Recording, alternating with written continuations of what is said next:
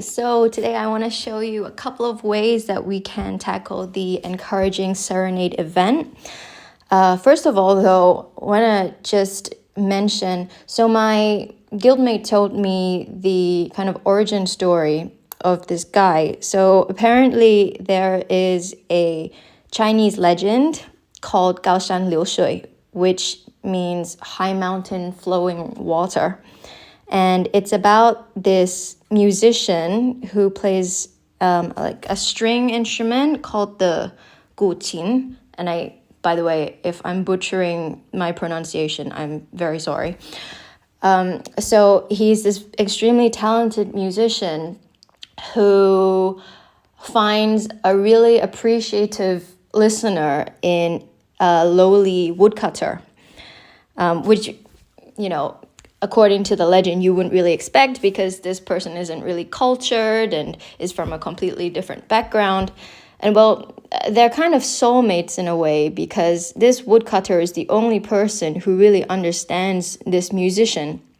And one day the woodcutter dies and the musician kind of feels so devastated that he actually breaks his instrument and says he'll never play again because no one could ever appreciate what he has to show or play as much as this guy.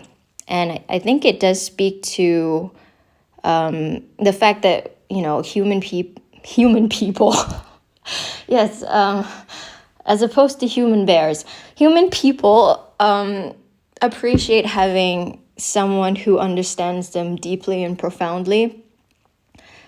So yeah, I think it's really cool that the game actually picked up on this legend a little bit. But now coming into the event itself, so for this hero, Liu Shui, it doesn't actually matter how you equip him.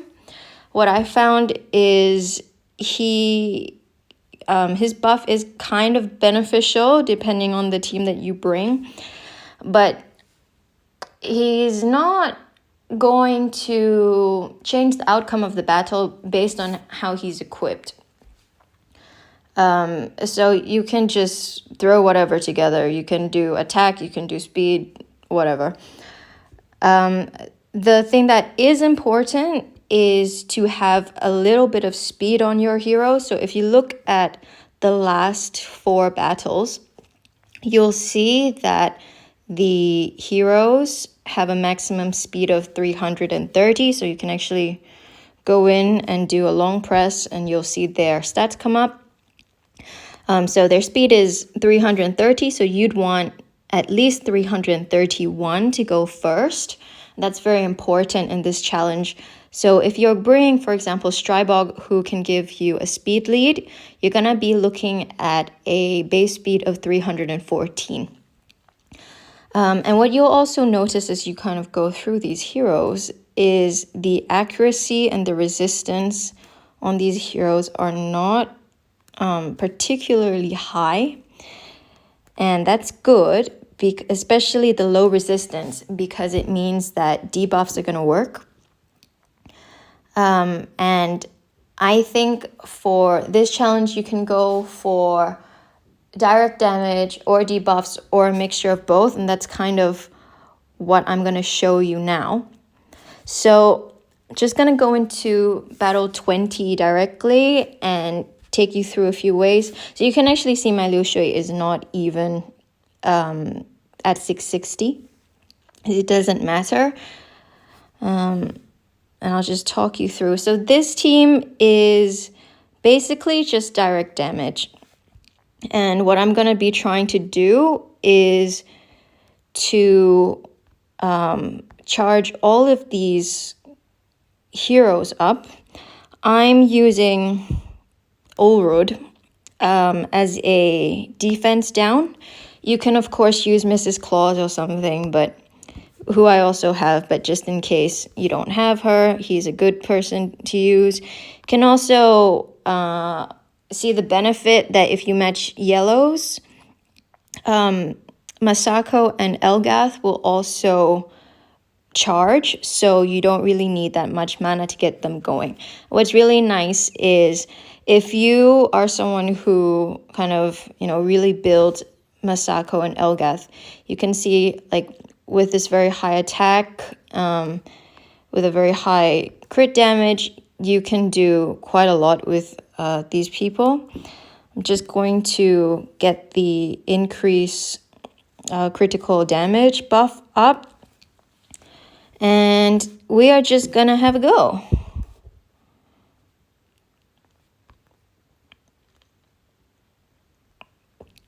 So I do have my Elgath tomed enough for him to always hit twice if he's at 100 HP. And I mean, this is just like a tag team that keeps firing. So I found that you do actually need the defense down buff to be active to be able to take them out this quickly. But you can see that this goes really fast. You do need a couple of mana potions if you want to do this all in one turn. So this is kind of the fastest way that I've seen, and for myself anyway, with, let's say, moderate use of mana potions. We can go the other way, and I'll show you now the team that I actually used for most of my battles in this event. So I think the Claws duo are really powerful here. I do have this relic, the Golden Cyclone relic on Claws for this one, and I think it suits him super well because he's going to be getting buffs and there's going to be debuffs on the enemy. I think I want to potentially change up a couple of these potions. And I found that this team worked really well in terms of kind of minimizing potion usage for me. Again, I'm just showing you the last battle, level 20, but you can use these kind of methods in all of the stages. That's going to be okay. So I think I'm still going to load them up with a little bit of potions, and just so that they can die a little bit quicker. I think this team can go fully auto for most of the stages without any potions. Again, the important thing is just to get a couple of turns early on so that you can kind of get the enemy HP down, maybe even kill a couple of enemies right off the bat.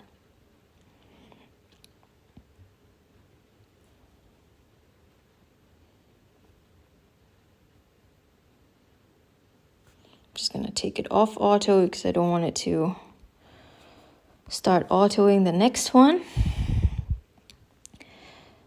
So that's the second way you can do it. I'm going to show you the third way, because what if you don't have legendary heroes? Well, that's not a problem. So I'm going to bring back Vepris, who was the one who originally broke the first challenge, because you could just Assassin's Mark everything, but just because this event doesn't have super high resistance, you can do a similar thing.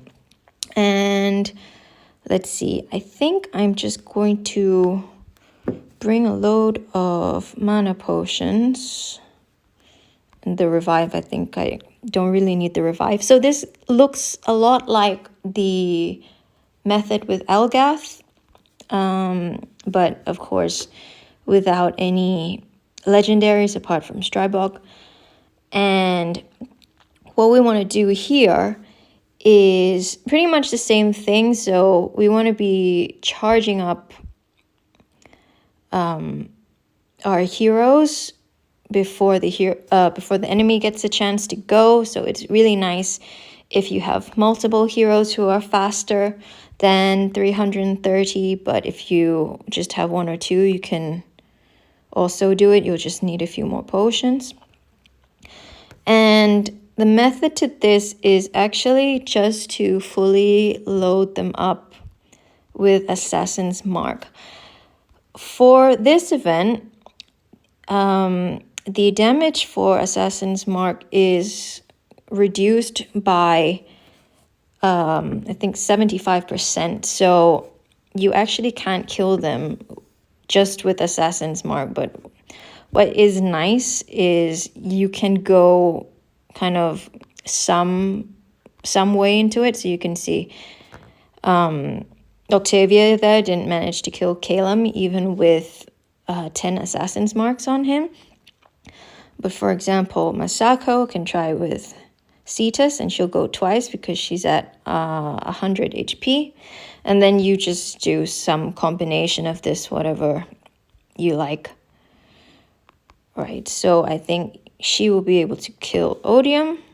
Yeah, and then she'll recharge. That's the reason I'm bringing Octavia instead of, for example, Tikar. Let's see, I think Masako can do this easily. And